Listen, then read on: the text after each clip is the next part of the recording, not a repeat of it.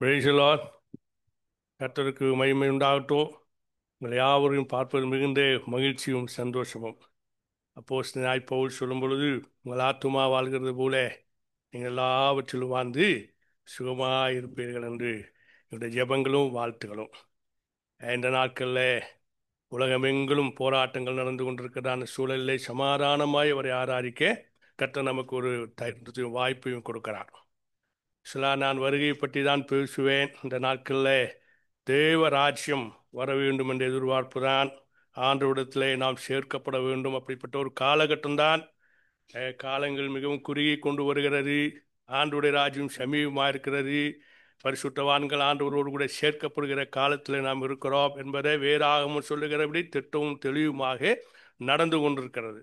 ஆனால் நான் ஆண்டவரத்தில் ஜெபித்து கொண்டிருந்தேன். நேற்றை தான் செய்தி கொடுக்க வேண்டும் என்று அறிவிப்பு எனக்கு வந்தது.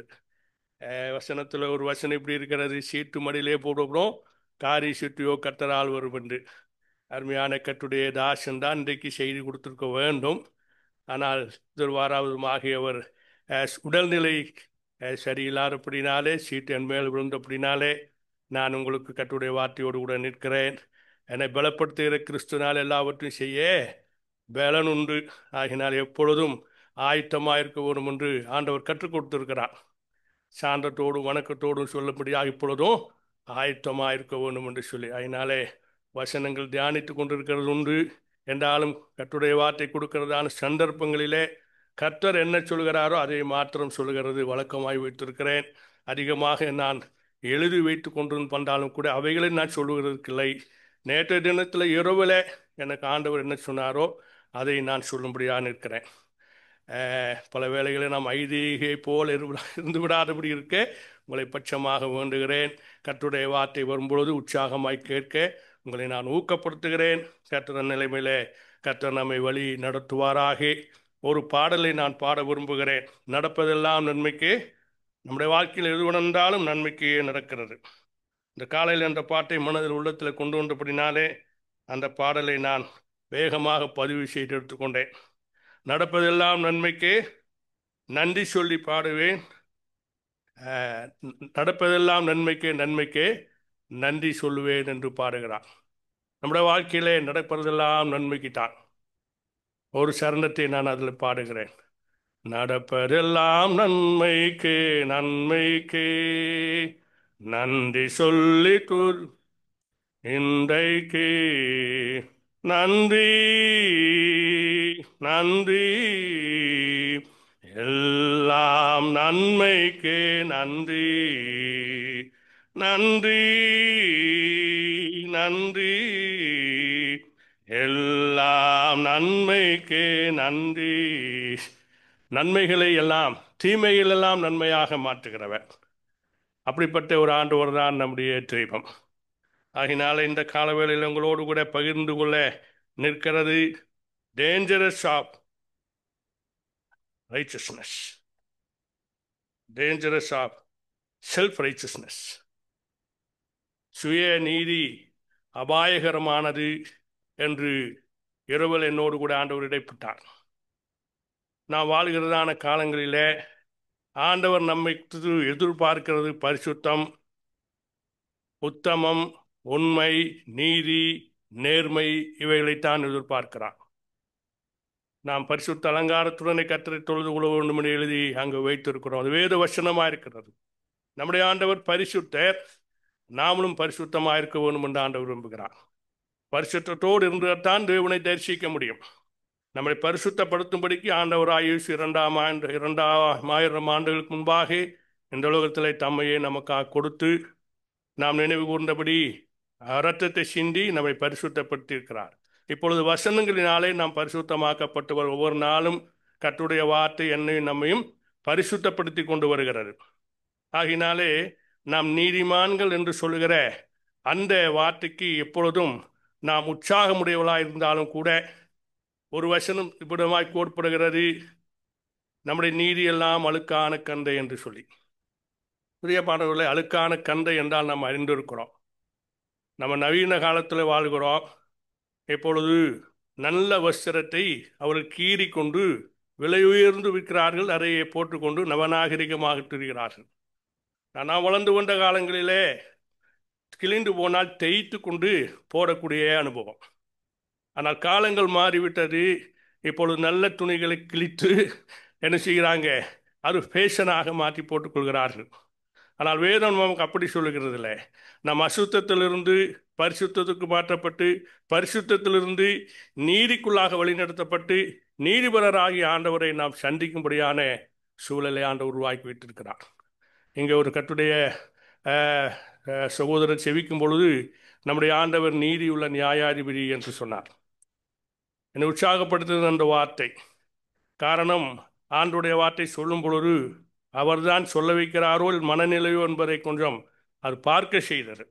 ஆகினாலே டேஞ்சரஸ் ஆஃப் செல்ஃப் ரைச்சஸ்னஸ் என்ற தலைப்பிலே உங்களோடு கூட கர்த்தருடைய வார்த்தை பகிர்ந்து கொள்ளும்படி நிற்கிறேன். ஒரு வசனத்தை நான் வாசிப்போம். லூக்கா எழுதின சுவிசேஷம் 18ஆம் அதிகாரம் 9 - 14 உள்ள வசன தியானத்துக்காக நாம் எடுத்துக்கொள்ளலாம். லூக்கா 18 9 - 14 உள்ள வசனங்கள். மற்றவர்களை அற்பமாய் எண்ண சிலரை குறித்து அவர் ஒரு உவமை சொன்னார். 2 மனுஷர் ஜெபம் பண்ணும்படி தேவாலயத்திற்கு போனார்கள். ஒருவன் பரிசேயன், மற்றவன் ஆயக்காரன். பரிசேயன் என்று, தேவனே, நான் பரிகாரர், அநியாயக்காரர், விபச்சாரக்காரர் ஆகிய மற்ற மனுஷரை போலவும் இந்த ஆயக்காரனை போலவும் இராதபடியினால் ஸ்தோத்திரிக்கிறேன். வாரத்தில் 2 தரம் உபவாசிக்கிறேன். என் சம்பாத்தியத்தில் எல்லாம் தசமபாகம் செலுத்துகிறேன் என்று தனக்குள்ளே ஜெபம் பண்ணினான். ஆயக்காரன் தூரத்திலே நின்று தன் கண்களை ஏறெடுத்துக்க துணியாமல் தன் மார்பிலே அடித்துக்கொண்டு, தேவனே, பாவியாகிய என்மேல் கிருபையாயிரும் என்றான். அவனல்ல, இவனே நீதிமானாக்கப்பட்டவனாய் தன் வீட்டிற்கு திரும்பி போனான் என்று உங்களுக்கு சொல்லுகிறேன். ஏனெனில் தன்னை உயர்த்துகிறவன் எவனும் தாழ்த்தப்படுவான், தன்னை தாழ்த்துகிற எவனும் உயர்த்தப்படுவான் என்றார். கர்த்தருக்கு மகிமை உண்டாவதாக. இங்கே நாம் வாசிக்கிறோம், 2 பேர் தேவாலயத்துக்கு ஜெபம் பண்ண போகிறார்கள். ஒருத்தன் பரிசேயன், இன்னொருத்தன் ஆயக்காரன். ஆயக்காரன் நாம் அறிந்திருக்கிறோம், வரி வசூலிக்கிறவன். பரிசேயன் 7 கூட்டத்தார் இருக்கிறார் என்று ஒரு முறை கர்த்தருடைய தாசன் செய்தி கேட்டதை ஞாபகத்தில் இருக்கிறார். 7 கூட்ட பரிசேயர் இருக்கிறார்கள். 2 பேரும் ஜெபிக்க போறாங்க. அந்த பரிசேயனுடைய ஜெபத்தை நாம் இங்கே வாசிக்கிறோம். தேவாலயத்துக்கு போனார்கள் என்று 10ஆம் வசனத்தில், பரிசேயன் என்று, தேவனே, நான் பரிகாரர், அநியாயக்காரர், விபச்சாரக்கார், மற்ற மனுஷனை போல என்று சொன்னால், கூட வந்திருக்கிறாரே இந்த ஆயக்காரன், அந்த பாவியை போல நான் பாவம் செய்கிறதில்லை, நான் பரிசுத்தமாய் வாழுகிறேன். அவன் சொல்லுகிற காரியங்களுங்க பாருங்க. வாரத்தில் 2 தடவை வாசிக்கிறேன், என் சம்பாத்தியெல்லாம் தசம்பால் செலுத்தி வருகிறேன் என்று தனக்குள்ளே ஜெபம் பண்ணினான். வாய் விட்டு ஜெபம் பண்ண முடியாது. தனக்குள்ளே தனக்குத்தானே அவன் என்ன செய்கிறான், நீதிமானாக உத்தமனாக இருக்கிறதாக தேவாலயத்தில் வந்து அவன் ஜெபிக்கிறான். ஆனால் அந்த ஆயக்காரனுடைய ஜெபத்தை நான் வாசிக்கிறோம். அவன் தூரத்தில் நின்று, கிட்ட வர முடியவில்லை தேவ பிரசன்னத்தில். அவன் தூரத்தில் நின்று தன் கண்களை வானத்துக்கு நேராக இருத்து பார்த்து, நம்முடைய ஆண்டவர் வானத்தில் தம்முடைய சிங்காசனத்தை அமைத்திருக்கிறார் என்று சொல்லி சாலமோன் ஞானி எழுதியிருக்கிறார். அவருடைய வானத்தில் சிங்காசனத்தை அமைத்து பூமியிலே பாதத்தை வைத்திருக்கிறார். நான் கட்டின ஆலயம் மாத்திரம் என்று ஆண்டவரிடத்தில் வந்து முறையிடுகிறார். அவ்வளவு அழகாக நேர்த்தியாக ஆலயத்தை கட்டின சாலமோன், அவன் அரசனாக இஸ்ரவேல் தேசத்துக்கு 3வது பெரிய அரசன்.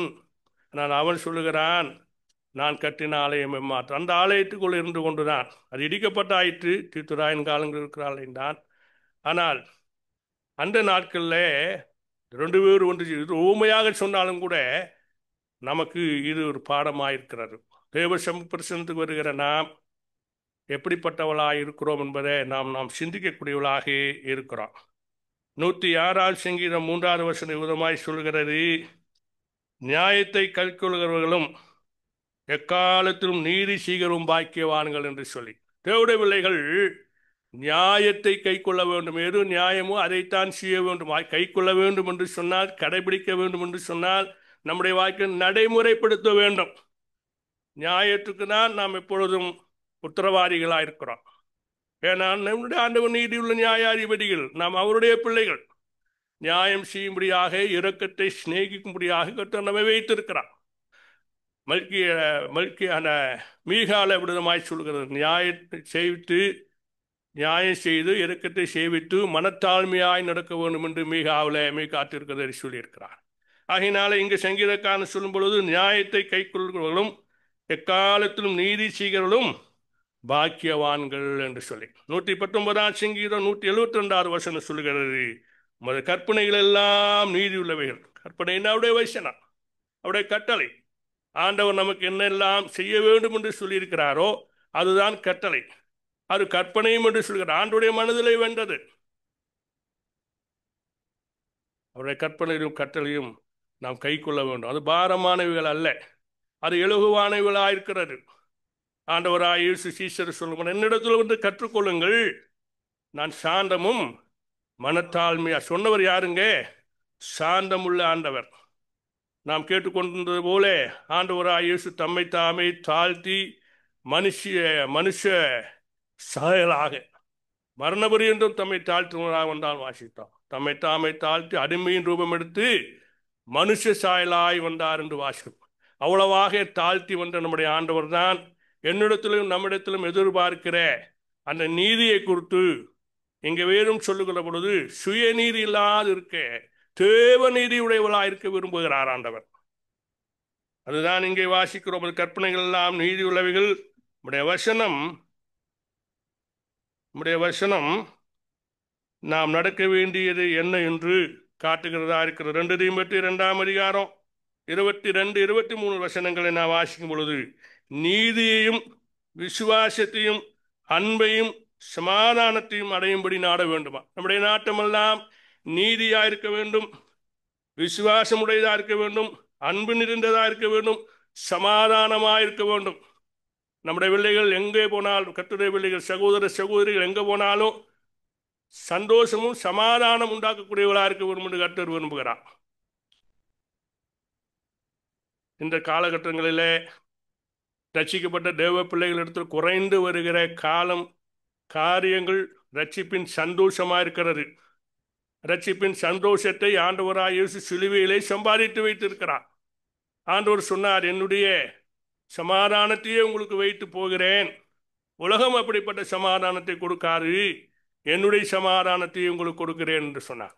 ஆகினால் தேவ சமாதானமானது நம்முடைய உள்ளங்களை ஆளுமானால் நாம் உத்தமமாக உண்மையாக நடக்க போதுமான வழிகாட்டுதல் பரிசுத்த வேதத்திலே நமக்கு உண்டு. பாருங்க, நாம் விலகி இருக்க வேண்டிய காரியங்களை குறித்து 2 தீமோத்தேயு 2:23 சொல்லுகிறார், புத்தியினம், அயுக்தமான தர்க்கம் சண்டைகளை பிறப்பிக்கும் என்று அறிந்து அவளுக்கு விலகி இருக்க வேண்டுமா. ஒரு பரிசுத்த தேவ பிள்ளை, நீதி செய்ய விரும்புகிற தேவ பிள்ளை எப்படி இருக்க வேண்டும் என்று அப்போஸ்தலனாகிய பவுல் தீமோத்தேயுக்கு எழுதும் பொழுது அங்கே சொல்லுகிறார், புத்தியினமா இருக்கக்கூடாது. நாமெல்லாம் புத்தியிலே மந்தமானவர்களோ அந்தகாரமானவர்கள் அல்ல. நவீன காலத்தில் கல்வி அறிவு கூடியிருக்கிறது. கல்வி அறிவும் உண்டு, வேதறிவும் உண்டு. வேதத்தை நாம் நன்றாக படித்து வேதத்தின் மகத்துவம் நன்றாக அறிந்திருக்கிறவர்கள். அப்படிப்பட்ட தேவ பிள்ளைகளால் நாம் எல்லா காலங்களிலேயும் ஆண்டவருடைய வார்த்தை என்ன சொல்லுகிறது என்பதை நாம் கவனித்து கேட்டு அதன் பிரகாரம் நடக்கிறதுக்கு அர்ப்பணித்தவர்கள். ஆகினாலே புத்தியுள்ளவர்களாய் நாம் காணப்பட வேண்டும், புத்தியினராக இருக்கக்கூடாது. ஐத்தமான தர்க்கம் என்று சொல்கிறார். அதாவது கான்ட்ரவர்சியஸ் என்று சொல்லி ஆங்கிலத்தில் நான் அது பார்த்தேன். கருத்து வேறுபாடுகள் கொண்டு வருகிறது. தேவடைய பிள்ளைகளுக்குள்ளே கருத்து வேறுபாடு வராதபடி அவர்கள் ஒத்த கருத்துறவர்களாக, ஒரு மனதுடையவர்களாக, ஒன் அக்கார் என்று சொல்கிறது போல ஒரு ஒரு தகப்பன் பிள்ளைகளாக, ஒரு சபையின் மக்களாக நாம் காணப்பட வேண்டியது மிகவும் அவசியமா இருக்கிறது. எந்த விதத்திலையும் பிரிவினைவாதங்களுக்கு நாம் இடம் கூடாதபடி சேர்ந்து நிற்கத்தக்கதாக அந்த சகோதர அன்பு, அந்த சகோதர ஐக்கியம் நம்ம நிலைத்திருக்க வேண்டும் என்று உறுதி எடுத்துக்கொண்டவளாக இருக்க வேண்டும் என்று கர்த்தர் விரும்புகிறார். சத்துருவாய் சாத்தான் அவன் பிரிவினை உண்டாக்கக்கூடியவனாக இருக்கிறான் என்று அறிந்திருக்கிறான். அவன் எப்பொழுதும் டிசீவர். அவன் என்ன பண்ணுவான் தெரியுமா? எப்பொழுதும் பிரித்து போடுவான். ஒன்று சேர்ந்து இருக்க விட மாட்டான்.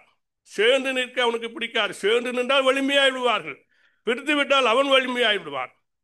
ஆகையினால எப்பொழுதும் சாத்தான் காதுல வந்து ஓதக்கு கூடிய அளவில் இடம் கொடுக்கக்கூடாது. வேதம் சொல்லுகிறது, சாத்தானுக்கு இடம் கொடாதிருங்கள். அப்பதான் உங்ககிட்ட ஓடுவான். இடம் கொடுத்தா வந்து காதுல நின்று ஓதிக்கொண்டே இருப்பான். நம்முடைய மனதில் இருந்து அவன் ஏவிக்கொண்டே இருப்பான். ஆகினால நீதி செய்யக்கூடிய மக்களாக நாம் காணப்பட வேண்டும். Dangerous of self righteousness. நான் நன்றாயிருக்கிறேன், கர்த்தருக்குள் இத்தனை வருஷம் வளர்ந்து கொண்டிருக்கிறேன், வசனத்தின்படியே வாழ்கிறேன், ஆலயத்துக்கெல்லாம் ஒழுங்காய் வருகிறேன், குறித்த நேரத்தில் வருகிறேன், நான் எப்பொழுதும் ஆலயத்துக்கு வந்தால் ஆண்டோட காரியத்தில் முதலிடம் கொடுக்கக்கூடியவளாக இருக்கிறேன் எங்கே போனாலும் என்று சொல்லி நாம் சொல்லலாம். நல்ல காரியம். ஆனால் அதிலேயும் நாம் ஊடுருவி பார்க்க வேண்டும். அதில் எவ்வளவு உண்மை இருக்கிறது? அப்போஸ்தலர் நடவடிக்கைகள் நாம் படிக்கும் பொழுது ஆண்டவர் சீஷர்களை அழைத்து அப்போஸ்தலர் ஆக்கிற சந்தர்ப்பங்கள் நாம் படிக்கிறோம். அந்த அப்போஸ்தலருக்கு ஆண்டவர் சொன்ன காரியம், சாட்சியாயிருங்கள், உலகமெங்கிலும் போய் சாட்சியாயிருங்கள். முதல்ல தன் வீட்டில், தன் ஊரில், உலகத்தில் சாட்சியாக இருக்க வேண்டும் என்று ஆண்டவர் சொன்னார். அதோடு கூட யோவானி சீஷர்கள் 70 பேரும் இருக்கிறார்கள். 12 சீஷர்கள் மாத்திரமல்ல, அதில் ஒரு யூதாஸ் காரியோத்து, மத்தியாசு வந்தாலும் கூட அதுக்கப்புறமா பவுல் வந்துதான் கர்த்தருடைய காரியங்களில் உண்மையா இருக்கிறார். நாம் ஆண்டவர் பூமியில் இருந்த காலங்கள்லாம் நாம் பார்க்கிறோம். அவர் எங்கே போனாலும் ஆலயத்தில் பிரசங்கிக்கிறார். பவுல் எங்கே போனாலும் ஆலயத்தில் பிரசங்கிக்கிறார். ஆலயமானது தேவனாலே ஸ்தாபிக்கப்பட்டது. ஆலயமானது தேவனுடைய ரத்தம் சிந்தி நம்ம எல்லாம் மீட்பை கொடுத்து அவருடைய பிள்ளையாக்கி வைத்திருக்கிறது. அந்த ஆலயத்திலே நாம் நீதிமான்களாக இருக்க கர்த்தர் விரும்புகிறார். பல வேளையில் நாம் சொல்லுவோம், நீதிமானாக இருக்கிறது மிகவும் கஷ்டமான காரியம். ஏனென்றால் பாவம் நிறைந்த உலகத்தில் நாம் இருக்கிறோம். பாவம் செய்கிற சாத்தியம் இருக்கிறது. அந்த உலகத்தான் ஆண்டவர் நம்மை வேறு பிரித்து பரிசுத்தமாய் வாழும்படி செய்திருக்கிறார். அதுக்குண்டான எல்லா சாத்தியங்களும் வேறாமல் நமக்கு கொடுத்திருக்கிறார். அங்கே 2 பேர் போனார்கள், ஒருவன் பரிசேயன், ஒருவன் ஆயக்காரன். இந்த பரிசேயனை குறித்து கொஞ்சம் சொல்லிவிடும்படியாக நான் நினைக்கிறேன். இந்த பரிசேயர் என்பவர் யார்? நமக்கு தெரிந்த காரியமானால் திரும்ப ஞாபகப்படுத்துகிறேன். இந்த பரிசேயர் கலிலேயாவில் வாழ்ந்ததாக சரித்திர பின்னணியர். இவர்கள் பரிசேயர் மற்றவர்களை காட்டிலும் தங்களை வேறுபடுத்தி கொண்டவர்களாக இருந்தார்கள். பரிசேயர் என்றால் பிரித்தெடுக்கப்பட்டவர்கள் என்பதன் பொருள். இவர்கள் கிறிஸ்து பிறக்கிறதுக்கு முன்பாக 2ஆம் நூற்றாண்டிலே வாழ்ந்தவர்கள். 2ஆம் நூற்றாண்டு 3ஆம் நூற்றாண்டு வரையிலும் வாழ்ந்தவர்கள். இந்த நூற்றாண்டின் கடைசியில இவர்கள் மிகவும் பக்திக்குரிய மக்களாக இருந்தார்கள் என்று வேறு சரித்திரம் சொல்கிறது. இவர்கள் காசி டீம் என்ற வகுப்பினை அந்த வகுப்பிலிருந்து வந்ததாக சொல்கிறது. இந்த காசி டீம் என்கின்ற வார்த்தை அது உச்சரிப்பில்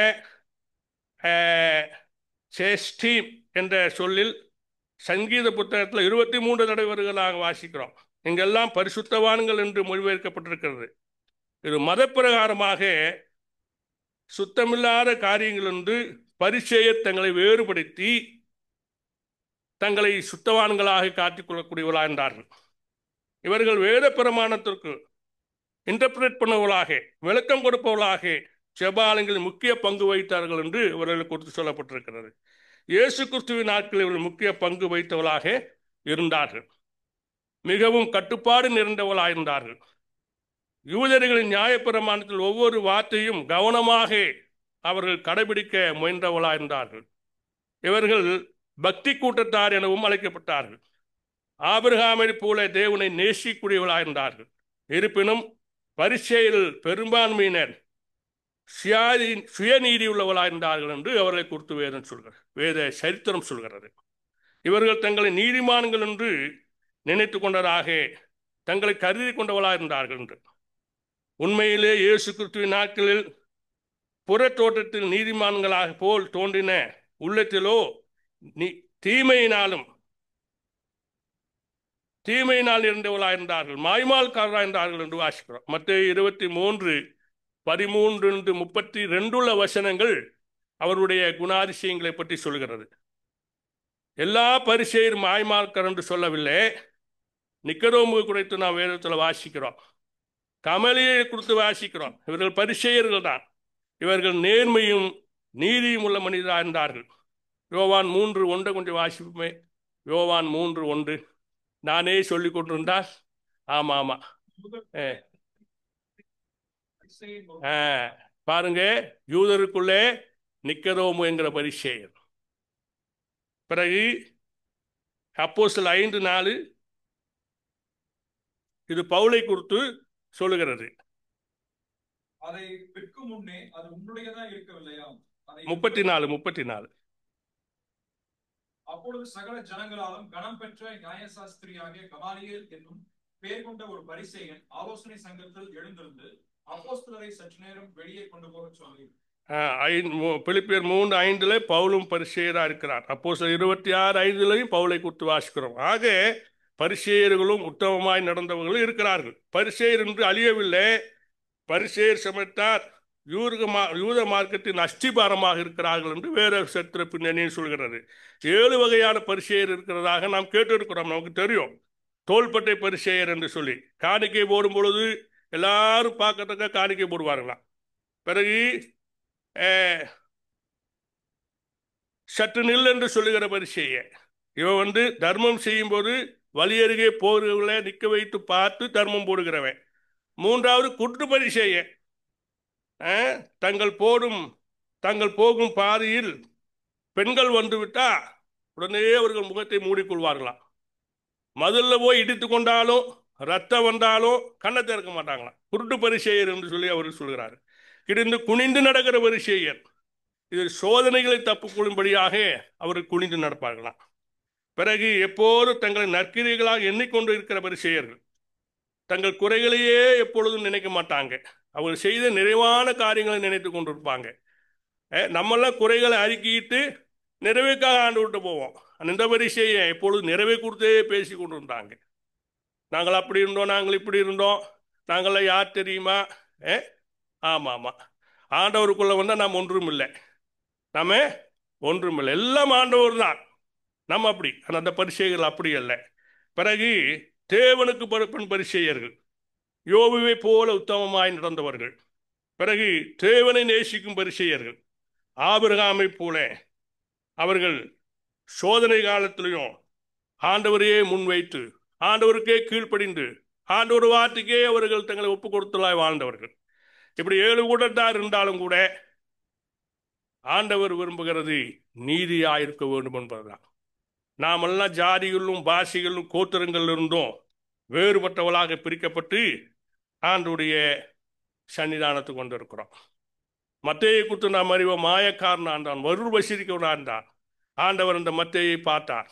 ஆண்டவர் பின்னால் அந்த பார்வையே ஆண்டவர் பின்னால் அவனை போக செய்தது. நாம் அறிந்து இருக்கிறோம். சகேயு, அவன் ஆண்டவரை பார்க்க ஆசையா என்றவன். அவன் ஒரு லேவி, ஆயக்காரன். ஆண்டவரை பார்க்க ஆசையா இருந்தான். ஆண்டவர் வருகிறதை தெரிந்து கொண்டு எதிர்கொண்டு ஓடினான். உள்ளனாயிருந்தான் என்று அவனை குறித்து சொல்லப்பட்டிருக்கிறது. ஆண்டவர் எப்படியெல்லாம் பார்க்கிறார் பாருங்களேன். நம்முடைய நினைவுகளை மாத்திரமல்ல, நம்முடைய உருவத்தையும் பார்க்கிறார். நம்முடைய உருவம் இன்னொரு அறிகிறார். நாம் மண் என்று நினைவு கூற வேண்டுமா? நாம் ஒன்றுமில்லை. இந்த சகேயு ஆண்டவரை பார்க்க ஓடினார். கூட்டம் திரளாய் வருகிறது. காட்டத்தி மரத்தில் ஏறி உட்கார்ந்து கொண்டான். ஆண்டவர் அங்கே வந்து நின்று, சகேயுவே இறங்கி வா, இன்றைக்கு உன் வீட்டில் நான் தங்க வேண்டும் என்று அழைத்தார். நம்ம எல்லாத்தையும் கொடுத்த சகையை அறிந்தாரே ஆண்டவர் தான். என்னுடைய வாழ்க்கையும் நம்முடைய வாழ்க்கையும் நன்றாய் அவர் அறிந்தவராக இருக்கிறார். என்னுடைய பேச்சு முதல் கொண்டு, என்னுடைய பார்வை முதல் கொண்டு, என் மடை முதல் கொண்டு, என் வஸ்திரம் முதல் கொண்டு ஆண்டவர் கவனிக்கிறார். அவர் காணாதவரை போல போகிறவர் அல்ல. அவர் நீதி செய்கிற தேவனாயிருக்கிறார். ஆகினாலே டேஞ்சரஸ் ஆஃப் செல்ஃப் ரைச்சஸ்னஸ் அங்கே நாம் வாசிக்கிறோம். இரண்டாவதாக நாம் பார்க்கும் பொழுது அதில் 3 காரியங்கள். நீதியின் தேவையை மிகப்படுத்தி சொல்ல முடியாது. இரண்டாவது, இருப்பினும் சுயநீதிக்கு எதிராக நாம் கவனமாக இருக்க வேண்டும். நாம் எங்கிருந்து வந்தோம், எங்கு செல்கிறோம் என்பதை நினைவில் கொள்ள வேண்டும். ரோமருக்கு எழுதின நிருபம் 3ஆம் அதிகாரம் 23வது வசனமோ 5ஆம் அதிகாரம் 12வது வசனம் வாசிக்கலாமே. ரோமர் 3:23.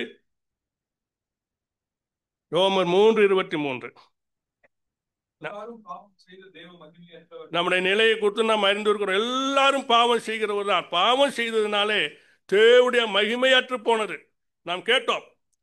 ஆனாம் அவனுக்கு எல்லா அதிகாரத்தையும் ஆண்டவர் கொடுத்திருந்தார். ஆண்டு கொள்ளுகின்ற அதிகாரத்தை ஆண்டவர் கொடுத்திருந்தார். அவன் அடிமையாய் போனதற்கு காரணம் கீழ்ப்படியாமை. ஆண்டவருடைய திட்டத்தோடு கூட ஒரு நோக்கத்தோடு கூட ஏதேனும் வைத்திருந்தார். அந்த திட்டத்தை நோக்கத்தை உடைத்து போட்டார்கள்.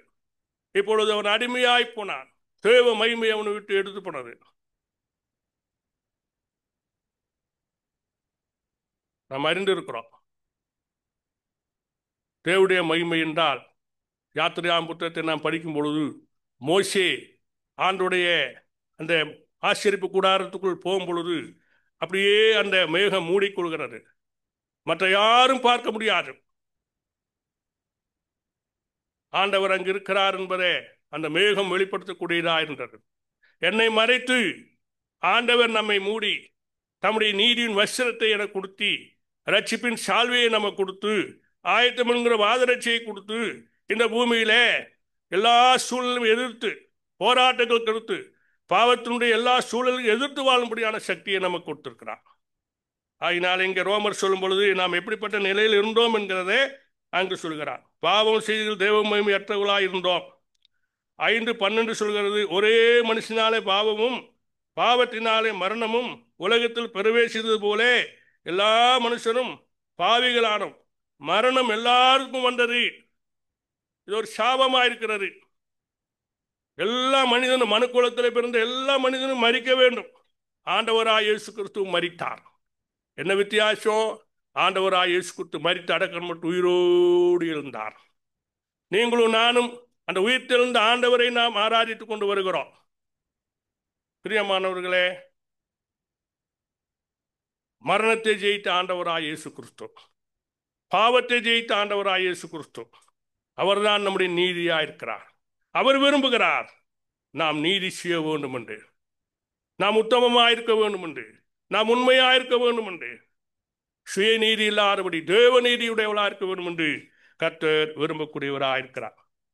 லூக்கா எழுதின சுவிசேஷம் 18ஆம் அதிகாரம் 9-14 உள்ள வசனங்களை நான் வாசிக்கும் பொழுது அங்கே சுயநீதியிலிருந்து பாதுகாப்பின் பணிவு முக்கியமானது என்பதை பவுல் 1 தீமோத்தேயு 1ஆம் அதிகாரம் 15வது வசனத்தில் சொல்லுகிறத நான் வாசிக்கலாம்.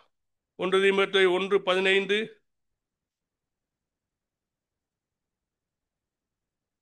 1 தீமோத்தேயு 1ஆம் அதிகாரம் 15வது வசனம் யார் வாசிங்களே? பாவிகளை ரட்சிக்க கிறிஸ்து இயேசு உலகத்தில் வந்தார் என்கிற வார்த்தை உண்மையும் எல்லா அங்கீகரிப்புக்கும் பாத்திரமுமானது. பிரதான பாவி நான். அப்போஸ்தலனாய் பவுல் மெத்த படித்த பண்டிதர், கமலின் பாதத்தில் இருந்து கற்றுக்கொண்டவர், வைராக்கியமாய் இருந்தவர் நியாயப்பிரமாணத்துக்கு. அவர் சொல்கிறார் பிரதான பாவி என்று தன்னை. பாவிகளை ரட்சிக்க இயேசு கிறிஸ்து வந்தார் என்று சொல்லிவிட்டு அவைகளை பிரதான அவர் வாழ்ந்த நாட்களை குறித்தவர் எண்ணுகிறார். ரோமரில் அதைத்தான் நமக்கு சொல்லப்பட்டிருக்கிறது. நாம் இருந்த வாழ்க்கை எப்படிப்பட்டதாக இருந்தது. இப்ப இருக்கிற வாழ்க்கையை நாம் நினைக்க வேண்டும். இருந்த வாழ்க்கையை நிறுத்தி கொண்டு நான் பாவி நான் பாவி நான் பாவி அல்ல, நான் பரிசுத்தமாய் வாழும்படி அழைக்கப்பட்டிருக்கிறேன், நான் தேவ நீதியின் செய்கையாய் நான் இருக்கிறேன் என்று தைரியமாய் சொல்லக்கூடியவளாய் நாம் இருக்க வேண்டும். உள்ளத்திலிருந்து தான் இங்கே வெளியே வரும். ஆமா, சட்டியிலிருந்து தானே அகப்பைக்கு வரும். உள்ளத்தில் தேவ நீதி இருந்தால் தான் நான் சொல்லி தெரிய மாட்டேன் பரிசேயனை போல. என்னை காண்கிறவர்கள் உண்மையுள்ளவர்கள், இவர்கள் சத்தியம் உள்ளவர்கள், இவர்கள் கிறிஸ்தவர்கள், இவர்கள் பரிசுத்தவான்கள் என்று நம்ம யாராவது சொல்வார்கள். ஆனால் தேவனுக்கு அது மகிமை, தேவனுக்கு அது மகிமை. அப்படிப்பட்ட ஒரு வாழ்க்கை வாழ வேண்டும் என்று கர்த்தர் விரும்புகிறார். சகோதர சபையானது உண்மையிலேயே பிரித்தெடுக்கப்பட்ட வாழ்க்கை வாழ வேண்டும் என்றுதான் இந்த சபைகள் உலகமெங்கிலும் இன்றைக்கு ஸ்தாபனமாயிருக்கிறது. வேறுபாட்டுக்காரர்கள் நம்மை பார்க்கும் பொழுதே இவர்கள் உண்மை உள்ளவர்கள், இவர்கள் சத்தியத்தை பின்பற்றுகிறவர்கள் என்று சொல்ல வேண்டும். ஆனால் நாட்கள் கடந்து போனது. இங்கேதான் பிரிவினை அதிகமாக இருக்கிறது, பிரிவினைவாதங்கள் அதிகமாக இருக்கிறது. ஒரு மனதோடு கூட இருக்க முடிகிறது இல்லை, ஒன்றாய் நின்று கர்த்தருக்காய் சேவை செய்ய முடிகிறது இல்லை. பல விதங்களிலே பிரிவினைகள் வந்து விடுகிறது. பிரியமானவர்களே, தேவனுடைய பிள்ளைகள் தேவ நீதி செய்யும்படியாய் அழைக்கப்பட்டிருக்கிறோம் என்ற எச்சரிப்பு நமக்கு உண்டாயிருக்கட்டும். இன்னொரு வசனத்தை நான் வாசிப்போம். பேதுரு குறித்து சொல்லும் பொழுது லூக்கா 5:8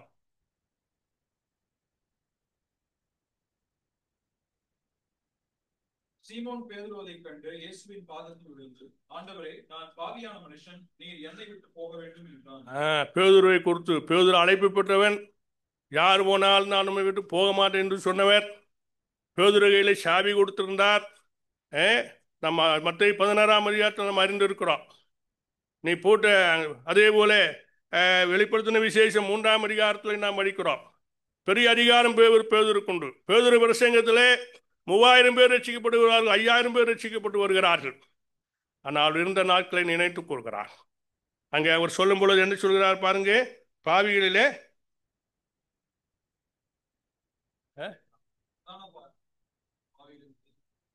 பேதுரு சொல்கிறார், பாதத்துல விழுந்து எப்படி வணங்குறார் பாருங்க. ஆண்டவர் பாதத்துல போய் விழுந்து விட்டார். அந்த சம்பவம் நமக்கு தெரியும், திரளான மீன் பிடிக்கிற சம்பவம். அவன் சொல்லுகிறான், இரவெல்லாம் நான் பிரயாசப்பட்டேன், ஒரு மீனும் ஆகப்படவில்லை. கடலை கொடுத்து அறிந்தவன், இரவெல்லாம் போய் பிரயாசப்பட்டு இருக்கிறார்கள், மீன் கிடைக்கவில்லை. ஆண்டவர் ஆழத்துழுதல் என்று சொன்னார். கர்த்தர் சொன்னபடியே ஆழத்துழுதல் தள்ளினார்கள். வலையை வலது பக்கம் போடு என்று சொன்னால் போட்டார்கள். திரளான மீன் பிடித்தார். இப்பொழுது என்னை விட்டு போய்விட வேண்டும் ஆண்டவரே, நான் பாவி ஆகிய மனுஷன்.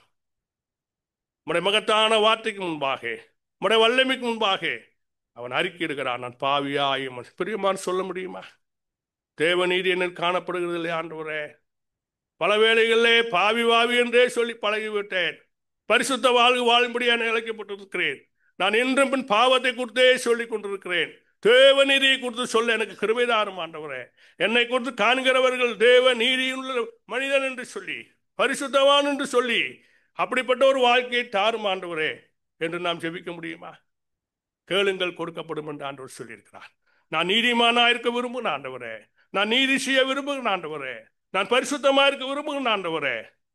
பரிசுத்தம் செய்கிற இன்னும் பரிசுத்தம் செய்யட்டும், பரிசுத்தமா இருக்கிற இன்னும் நீதி செய்கிற இன்னும் நீதி செய்யட்டும். அவர்கள் வாழ்ந்த வாழ்க்கைக்கு ஏற்ற பலனை கொடுக்க ஆண்டவர் வரும் காலமா இருக்கிறார். ஆகினாலே வாசித்த 2 பேதுரு லூக்கா 5:8 பாவியாகிய மனுஷன் என்று சொல்கிறார். ஒத்துக்கொள்ள வேண்டும், நான் பாவம் செய்து கொண்டிருக்கிறேன் ஆண்டவரே, இன்னும் அதிலிருந்து நான் விடுபடவில்லை, எனக்குள் கோபம் உண்டு. வேதம் சொல்கிறது, கோபம் கொள்ளலாம், பாவம் செய்யார்கள் என்று சொல்லி.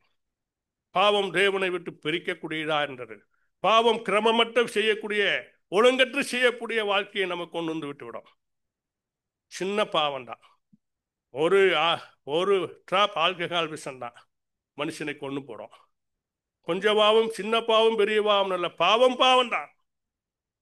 கோவப்பட்டாலும் பாவம் தான். மனதில் ஒருவரை குறித்து நாம் எண்ணும் பொழுது எதிர்மறையான எண்ணங்களை வைத்துக் கொண்டால் அது பாவம் தான்.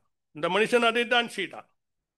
அந்த பரிசேய நாயக்காரனை பார்க்கிறான், அவனை போல நான் இராதபடி இருக்கிறேன்.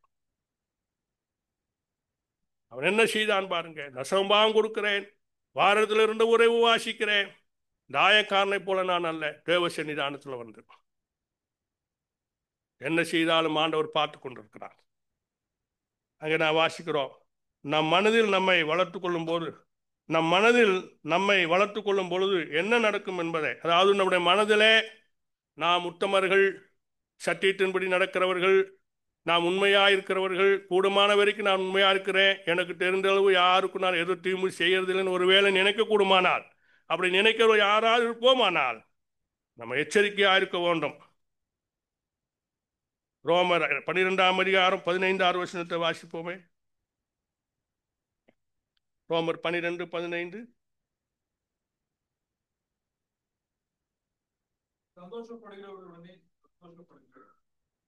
நம்முடைய சுவாபம் இருக்கிறதா?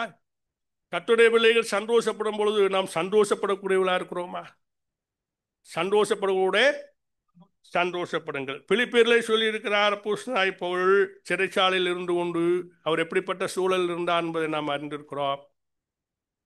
இருளுக்குள்ளே ரொட்டு துண்டை கொண்டு போய் கொடுத்து எலி சூழ்ந்த நிலையில பாதாளத்துக்குள்ளாக ஒரு மனிதனும் பிரவேசிக்க முடியாது அந்த இடத்துல இருந்து கொண்டு அவர் நிருபங்கள் எழுதுகிறார். சின்ன வெளிச்சத்தில் சந்தோஷமாயிருங்கள் சந்தோஷமாயிருங்கள் என்று மறுபடியும் உங்களுக்கு சொல்லுகிறேன். சந்தோஷமா இருக்கிறீர்கள்? அந்த கால வேளையில நம்ம எல்லாரும் பார்க்கும் பொழுது எதையோ வீட்டில் வைத்து வந்தது போல காணப்படுகிறோம். திரும்பி போய் இதை எடுக்கலாங்க. கொஞ்சம் நம்ம மலர்ந்த முகத்தோடு கூட கர்த்தருடைய வார்த்தை வேதம் சொல்லுகிறது, அடிக்கடி கடிந்து கொள்ளப்பட்டும் தன் பிறரை கடினப்படுத்துகிறவன் ஆமா கடிந்து கொள்வதில் வெறுக்கிறவன் டேஷ் இல்லைங்களா? அதனால ஒரு வேலை இது கடினமாக இருக்கக்கூடும். சமட்டி போல கர்த்தருடைய வார்த்தை என்று சொல்லுகிறது, பட்டயம் போல கர்த்தருடைய வார்த்தை என்று சொல்லுகிறது. ஆகினால நான் இதை ஆயத்தம் பண்ணும் பொழுது எனக்கு தெரியாது, திடீரென்று சொன்னபடியாக இந்த வசனத்தின் பேரில் நான் இருக்கிறேன். இல்லைன்னா நான் ஆயத்தம் பண்ணுனதெல்லாம் வருகை கூட்டு சொல்ல வேண்டும் என்று சொல்லினான். இரவுல நேற்று ஆண்டவரினோடு கூட இடைப்பட்டபடினால இதன் பேரில் சிறிய தியானத்தை நான் வைத்தேன். மத்தேயு 9ஆம் அதிகாரம் 10-13 வசனங்கள். மிகவும் உண்மையுள்ள கிறிஸ்துவலை கூட பார்க்கிறது மிகவும் அரிதா இருக்கிறதா. வாசிங்களே. மத்தேயு 9:10-13 வசனம். பின்பு அவர் வீட்டிலே போஜனம் வந்து இருக்கையில் அநேக ஆயக்காரரும் பாவிகளும் வந்து இயேசுவோடும் அவர் சீஷரோடும் வந்து இருந்தார்கள். பரிசேயர் அதை கண்டு அவருடைய சீஷர்களை நோக்கி, உங்கள் போதகர் ஆயக்காரரோடும் பாவிகளோடும் போஜனம் பண்ணுகிறது என்னவென்று கேட்டார்கள். இயேசு அதை கேட்டு, பிணியாளிகளுக்கு வைத்தியம் வேண்டியதில்லாமல் சுகம் கொண்டவர்களுக்கு வேண்டியதில்லை, இரக்கத்தையே விரும்புகிறேன் என்பதை கருத்து சொல்றதுதான் தெரியுங்களாங்க. ஆயக்காரனும் பாவிதான். இவங்க போய் சாப்பிட்றது ஆயக்காரன் பாவி வீட்டில் வந்து சொல்லுகிறவரும் ஆயக்காரன் பாவிகள் தான்.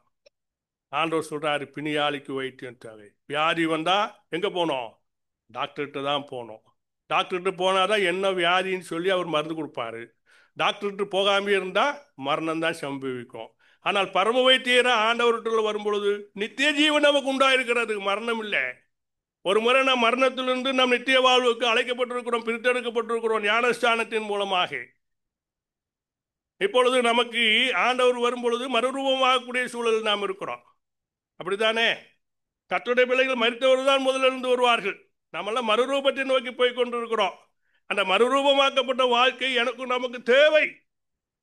அது இல்லைன்னு ஆண்டவரே எனக்கு தேவை என்று ஆண்டவரத்தில் போய் கேட்க மாட்டோம். மார்க் 3ஆம் அதிகாரம் 1-5 வசனம்.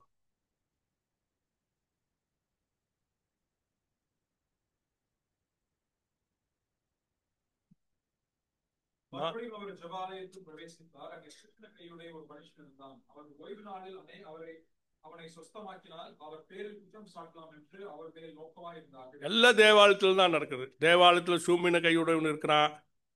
ஆண்டவர் வந்துட்டாரு, என்ன செய்வான்னு பார்த்து கொண்டே குற்றம் பிடிக்கிற ஆட்கள் பாருங்க, என்ன செய்யறான்னு பார்த்து கொண்டே இருக்கிறாரு. ஆண்டவர் கையை சுகப்படுத்தா எட்டி பிடிச்சிக்கிட்டாங்க. இது ஓய்வு நாள், இதுல நீர் சுகப்படுத்தலாமா? ஆண்டவர் ஓய்வு நாளுக்கும் ஆண்டவரா இருக்கிறார். ஓய்வு நாளுக்கும் ஆண்டவர், இதுல நீ சுகப்படுத்தலாமா என்று சொல்லி குற்றம் பிடிக்கிறவர்கள். பிரியமானவர்களே, கர்த்தருடைய பிள்ளைகள் தேவ சமூகத்தில் தேவ பிரசனத்தில் இருக்கும் பொழுது எப்பொழுதும் நம்முடைய மனதில் கர்த்தரை நோக்கி பார்க்கக்கூடியவர்களாக இருக்க வேண்டும். நம்முடைய உடன் சகோதரருடைய குறைகள் குற்றங்களை நாம் காணும் பொழுது அதற்காக நாம் செபிக்க வேண்டும். ஆண்டவரத்தில் அவருடைய அறியாமை குறித்து ஆண்டவரத்தில் போய் நாம் விண்ணப்பம் செய்ய வேண்டும். நாம் யாரையும் நியாயம் தீர்க்கக்கூடியவர்களாய் அல்ல, நாம் நீதி செய்யும்படியாக அழைக்கப்பட்டிருக்கிறோம். என்னிலே நம்மிலே தேவ நீதி இருக்க வேண்டும் என்று கர்த்தர் விரும்பக்கூடியவளாக இருக்கிறார். ஆனால் அந்த கால வேளையில ஆண்டவர் என்ன செய்கிறார் என்று பார்த்து கொண்டிருக்கிற கூட்டம். அவர் கையை சுகப்படுத்தி விட்டா இது ஓய்வு நாள், இது எப்படி நீ செய்யலாம் என்று பிடித்துக் கொள்ளலாம். நினைத்து பார்க்க வேண்டும். மார்க் எழுதின சுவிசேஷம் 7ஆம் அதிகாரம் 1-13 வசனங்கள்.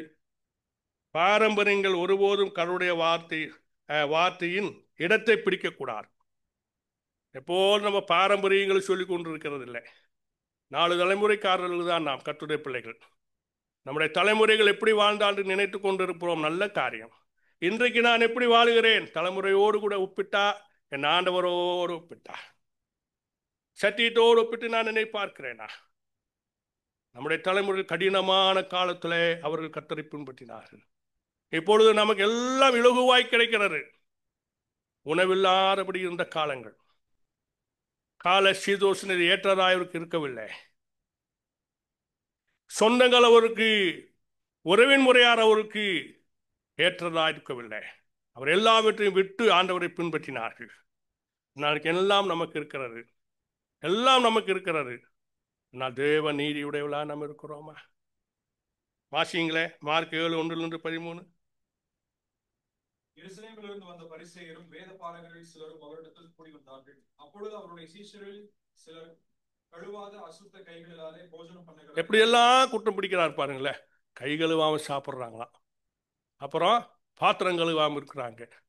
ஆண்டவர் சொன்னாரும் உள்ளத்தை கழுவு, உன் வாய்க்குள்ள போறதெல்லாம் ஆசின் வழியா போயிடும். அதனால கை கழுவாம சாப்பிட்றதில்ல, உள்ளந்தான் சுத்தமா இருக்க வேண்டும். ஏன்னா உள்ளத்திலிருந்து புறப்படுகிறது தான் அசுத்தம் உண்டாக்குமா, தீட்டுப்படுத்துமா. நம் உள்ளத்துல நல்ல எண்ணங்களும் நல்ல சிந்தைகள் இருக்குமானால் மற்றவர்கள் ஊக்குவிக்கப்படுவார்கள், மற்றவர்கள் கட்டு வைக்கப்படுவார்கள். நம்ம உள்ளத்துல கொஞ்சம் கொஞ்சம் பிச்சு, என்னதுங்க, கசப்பு. வேதம் சொல்லுது கசப்பை வேரோடு பிடுங்கி போடு. ஆனால் நான் இன்னும் கசப்பு கொஞ்சம் இருக்குது, எல்லாத்துலேயும் இருக்குதுங்க. எனக்கு இருக்குது கசப்பு இருக்கு இல்லையா, பிச்சு இருக்கு. நான் மீன் அறுத்து பார்த்து அதுக்குள்ளே பிச்சு பச்சையாக இருக்குது. கோழியில் இருக்குது, எல்லாத்துக்குள்ளேயும் கசப்பு இருக்குது, நமக்குள்ளேயும் பிச்சு இருக்குது. ஆனால் அது வேரோடு பிடுங்கி எறியோடுமா? எப்போ நடக்கும் அது? எப்போ இந்த சரீரம் மண்ணுக்கு போகும்பொழுது தான் அந்த அந்த பிச்சும் போய் சேரும். ஆனால் வேதம் சொல்லுகிறது கசப்பை நம்முடைய வாக்கு இதாறுபடி வேரோடு எடுத்துக்கூடாது. யாரு மேலே நம்ம கசப்பு இருக்கக்கூடாது. நாம் மகிழ்ச்சி உண்டாக்குறவர்கள், நம் சந்தோஷத்தை உண்டாக்குறவர்கள். என்னை பார்க்கும் பொழுதே சகோதரன் சகோதரி மகிழ்ச்சி சந்தோஷம் அடைய வேண்டும். ஐயோ வந்துட்டானா, ஐயோ வந்து விட்டாளா, அப்படியே தலையை கொடுத்து அந்த இடத்துல காலி பண்ணியிருப்பாங்க. சிலரெல்லாம் நான் பார்க்குறேன், நம்முடைய சகோதரன் சேர்ந்து நிற்பாங்க, இணைந்து நிற்பாங்க. சிலரை கண்டு அப்படியே பாராமுகமாக போயிடுவாங்க. பிரச்சனை உள்ள ஆள் ஐயா, பிரச்சனை உள்ள ஆள். என்ன சிலரெல்லாம் என்ன செய்வாங்க, சேர்ந்து இருக்க முயற்சி பண்ணுவாங்க. கூடுமானவருக்கு எல்லாம் சேர்த்து பிடிக்க பார்ப்பாங்க, சேர்த்து பிடிக்க பார்ப்பாங்க. நாம் எப்படிப்பட்டவளா இருக்கிறோம்? இணைந்து சேர்ந்து செயல்படக்கூடிய நிலைமையில் நாம் இருக்கிறோமா? சிந்தித்து பார்க்க வேண்டும். நமது வழிபாடு வீணாக இருக்கக்கூடாது என்று சொல்லி மத்திய 7:21-23 ஆங்கிலத்தில் நான் அதை ப்ரிப்பேர் பண்ணேன். என்றாலும் தமிழில் சொல்ல வேண்டியதாக இருக்கிறது. பரவாயில்ல, ஆங்கிலம் இன்னும் அவ்வளோ வராது எனக்கு. ஆங்கிலம் 0 தான், நான் அதை சொல்லிவிடுவேன். என்றாலும் இந்த இடத்துல இந்த மார்க் 7:13 நான் வாசிக்கும் பொழுது அந்த வசனத்தில் வாசி விடுவாமே. மத்திய 7:21-23 உள்ள வசனம்.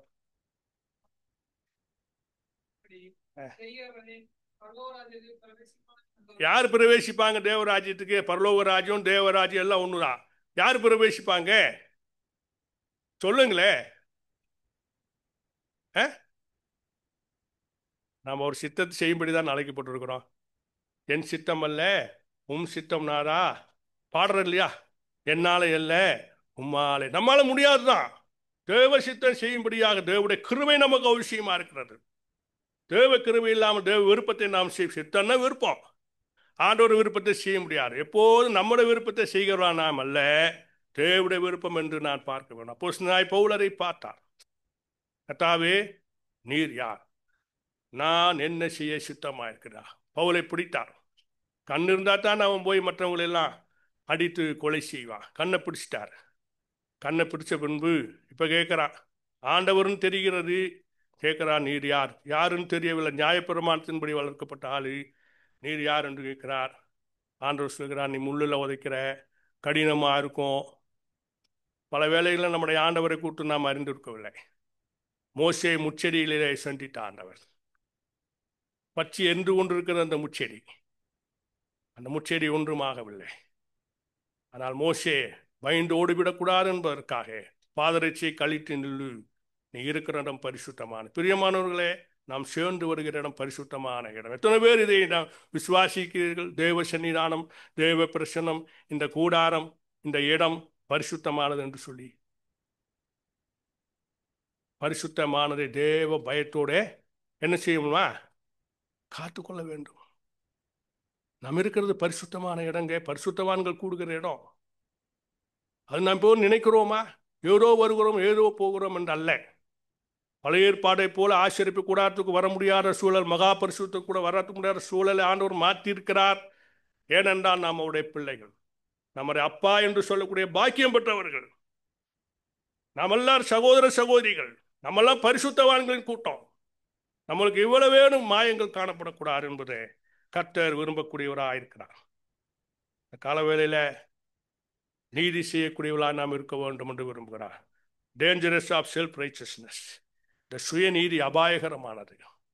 என்னில் சுயநீதி இருக்குமானால் நான் சரியாய் வாழுகிறேன், நான் சரியா இருக்கிறேன், ஆண்டவருக்குள்ளே நான் உண்மையா இருக்கிறேன், கூடமானவரே உண்மையா இருக்கிறேன், நான் பார்த்துக் கொள்கிறேன் என்று சொன்னால் நிற்கிறவர் என்று சொல்கிறபடி சாக்கிரதையா இருக்க வேண்டும். சாத்தான் எந்த நேரத்தில் விளத்தல்ல, அவன் எப்போதும் சுத்தி கொண்டே இருக்கிறான். ஆண்டவராய் இயேசு பூமியில் இருந்த பொழுது அவன் வந்து விட்டான். இந்த கல்லை அப்பமாக புசிக்க வேண்டும். அவனுக்கு வசனம் தெரியும் பாருங்க, தெரியுது. பசியா இருக்கிறார், மண்ணில மனுஷனை உண்டாக்கின தெய்வம் இப்பொழுது பசியா இருக்கிறார், மெல்ல வந்து சொல்லுகிறார், இந்த கல்லை அப்பமாக புசிக்க வேண்டும். அப்பாலே போ சாத்தானே, அப்பாலே போ. அப்படி சொல்லக்கூடியவர்களா நாம் இருக்கிறோமா? இந்த டிபிஎம் சபையார், சிபிஎம் சபையார், இப்பொழுது டிபிஎம் சபையார் இருக்கிற அவர் ஜபத்தெல்லாம் நீங்க கேட்டு இருக்கிறீர்களா? நான் பார்த்து இருக்கிற அவ்வளோ பழகி இருக்கிறவர்களோடு கூட போ சாத்தானே, போ சாத்தானே, போ சாத்தானே என்று சொல்லி எப்பொழுது சாத்தானை தொட்டே ஜெபம் பண்ணுவாங்க. நம்மெல்லாம் ஆண்டவரே கர்த்தாவே இயேசுவேன்னு கூப்பிடுவோம். அவங்க ஜெபம் ஆரம்பிக்கும் பொழுது சாத்தானை தொட்டிட்டு தான் ஆரம்பிப்பாங்க. நல்ல காரியமோ பொல்லா காரியமோ தெரியாது, அவங்களுக்கு அவர் கற்றுக் கொடுக்கப்பட்டிருக்கிறது. அதனால சாத்தான் எந்த நேரத்திலும் யாரையும் விழத்தள்ளும்படியாக அவர் எப்போதும் என்ன செய்கிறார்? துடிப்போடு இருக்கிறார். சாத்தானுக்கு இடம் கொடாமல் இருக்கிறது நமக்கு பெரிய பாக்கியம்.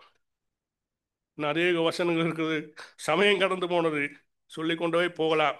ஆகினாலே பரிசுத்தமாக இருக்க வேண்டும், நீதியுள்ளவர்களாக இருக்க வேண்டும், உண்மையாக இருக்க வேண்டும், உத்தமமாக இருக்க வேண்டும். அது கடைசியாக இந்த வார்த்தைகளை நான் சொல்லி நிறைவு செய்கிறேன். சில நிமிடங்கள் எடுத்துக்கொள்கிறேன். நீதியின் தேவையை மிகப்படுத்தி சொல்ல முடியாது. நீதியை கை கொள்ள வேண்டும். பிறகு கற்பனை நீதியுள்ளவர்களாக இருக்கிறது அதோட வசனம் என்று பார்த்தோம். நீதி விசுவாசத்தையோ அன்பையோ சமாதானத்தையோ அடையும்படி நாட வேண்டும் என்று பார்த்தோம். பிறகு புத்தியினோ கான்ட்ரவர்சியல் கருத்து வேறுபாடு உள்ள சண்டையில் பிறப்புகிற காரியங்கள் இருக்கக்கூடாது என்று பார்த்தோம். சுயநீதிக்கு எதிராக கவனமாக இருக்க வேண்டும் என்று பார்த்தோம். தேவன் குறிப்பிடப்பட்ட சுயநீதி அது தேவநீதியா இருக்க வேண்டும் என்று விரும்ப வேண்டும் பார்த்தோம். சுயநீதி நம்மை சுயநீதியிலிருந்து நம்மை பாதுகாத்துக் கொள்ள வேண்டும் என்று பார்த்தோம். நம் சகோதரர்கள் நம்மை ஆசீர்வதிக்க வேண்டும். பவுல் பிலிப்பியர் நிருபத்தில் நம்முடைய சகோதரரை ஆசீர்வதித்தார் அல்லவா?